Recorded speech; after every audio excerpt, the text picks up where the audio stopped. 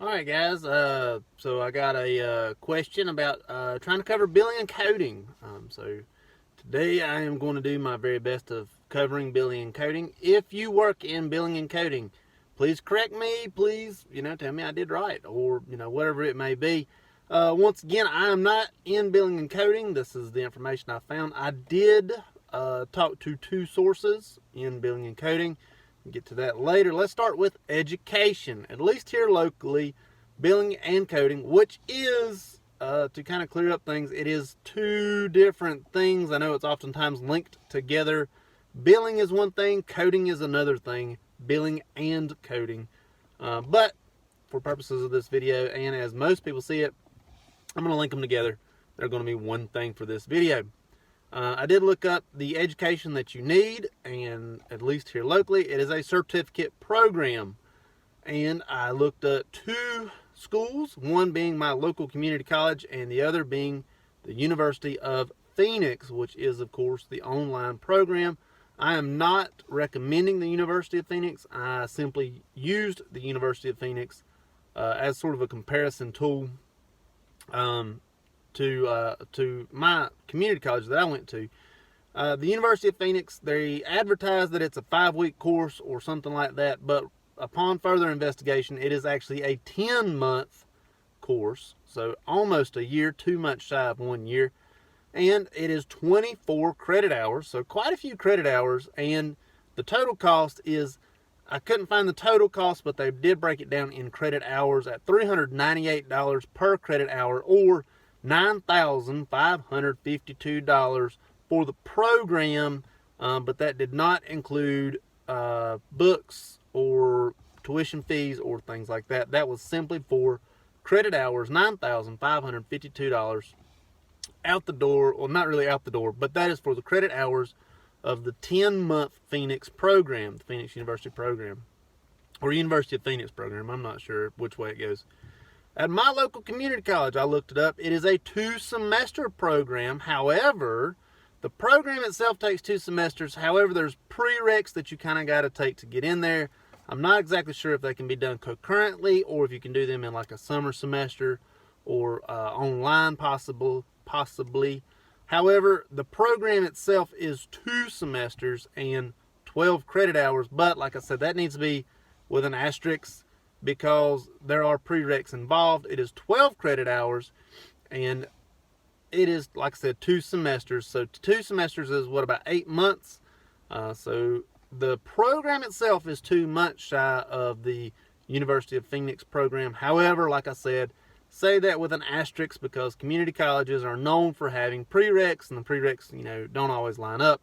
So it could possibly take you longer, but it is a 2-semester program. If you only have to take the program itself, the cost of that is $912 for the program, and then a tuition fee of $125 brings the total to $1,037. If you have to take prereqs, and just for argument's sake, I said you had to take 12 hours of prereqs, totaling 24 credit hours, because that's what the University of Phoenix had you at, was 24 credit hours. That total is a total of $1,949 out the door for the community college, and that is with the tuition fee. That is everything except for books.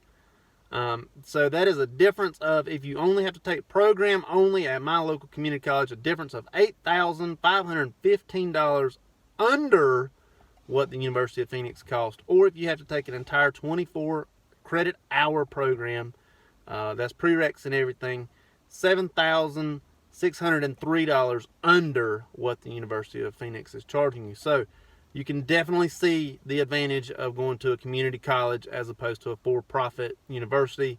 There is definitely an advantage there, and the time frame really doesn't make any sense as to why you would not go to a community college, at least in this program.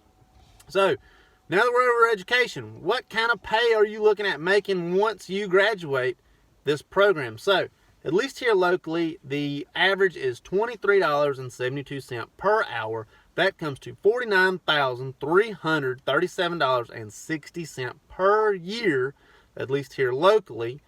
and these numbers were updated in November, so they're fairly recent.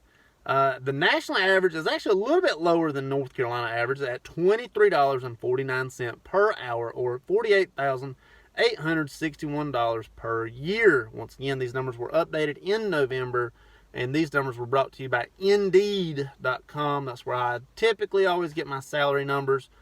However, one of the schools had it all the way up to $52,000 a year.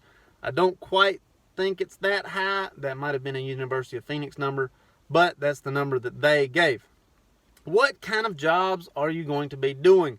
So, billing and coding is kind of the original stay-at-home medical career, as a lot of billing and coders are at-home workers or have been at-home workers for years, especially before the COVID kicked in. One of my sources has been at home for several years since before the COVID kicked in. So you're going to be properly matching codes with procedures, and you're going to have to know anatomy and physiology in order to do this. If something is coded for like a CAT scan of the head and they've got it coded for an appendectomy, you've got to understand those two things aren't related. That was really just an example. Don't think that happens all the time, but that was just an example that I'm giving. You have to know the physiology and anatomy as to where the body is, what it does in that certain location, as to what the code it actually needs. Once you've coded it correctly, you then produce the bill for the procedure or the diagnostic test, or the diagnosis, the procedure, or the treatment. You're going to code them properly and bill them accordingly. Once you have billed them, if the bill is not paid, it is up to someone like yourself that is a billing encoder to follow up as to why the bill has not been paid. Has it been an insurance issue? Has it been the person not paying issue? What is the issue as to why it has not been paid? You are going to be the person to kind of follow up with that. Now, of course, there's going to be collectors and things like that. So I'm not exactly sure how much following up you're going to have to do as a billing encoder, but you definitely have to know anatomy and physiology to match the code with the procedure, diagnosis, or treatment. You've got to know all this just in case it's not labeled correctly, or not labeled at all, or mislabeled, whatever it may be. You have to know this. Now, if you are a billing encoder, please correct me if I'm wrong, because I'm going to go into what my sources have told me and my basic understanding. One of my sources really didn't tell me much. It was my wife's cousin's wife. Yes, she basically said, I'm at home all the time and I love it. And that was really it. My children's aunt, however, gave me the best explanation as to how this goes, and she says, according to what she says and my understanding, she probably explained it better than the way I'm about to explain it. She has what's known as cases, and that is, the billing or codes or whatever it is that she needs to put in. And once she has done a code, or a case, she is paid per case. So it's almost like the cases are weighted in hours, and so she's given something like 40 hours worth of cases per week. If it takes her 30 hours to do the cases, she gets paid for the 40. If it takes her 60 hours to do the cases, she still gets paid for 40. And correct me if I'm wrong, or maybe I'm not understanding it correctly from the way she explained it. She did say that she does not like the fact that her computer is timed or tracked. If she sits idle for too long, some sort of alarm will go off saying you've been idle for too long. By idle, I mean the mouse isn't moving, nothing's being typed, something like that. And she said she does not like being tracked by her system. She would like to kind of do it at her own pace. However, I don't know how long she can sit idle for. She said that she has to move her mouse constantly or be typing something in order to not have that alarm go off. Once that alarm goes off, I'm sure it alerts some sort of auditor. She did not go into detail about that. However, she has to still do her 40 hours worth of cases, as I think, she did not explain it this way, but I think the cases are weighted, however many hours per case, something like that. At the current moment, there are 65 job openings in my local area for billing encoders. according to Indeed. I hope that I did a good job of explaining this. I hope I shed a little bit of light on this. If you are working in billing and coding, please let me know more information. Please just comment down below. Tell me what I got right. Tell me what I got wrong. But I hope it helps. Just remember, you have to know that anatomy and physiology. You have to know that stuff. You can't just sit at home and play video games and watch TV all day as long as the computer's on. You still have to fill out plenty of information, and you're still going to work plenty hard at your job. Do not discredit these folks. They still work hard even though they are at home, but not all of them are at home. Some of them are in an office setting. If you like this video, check out this one over here.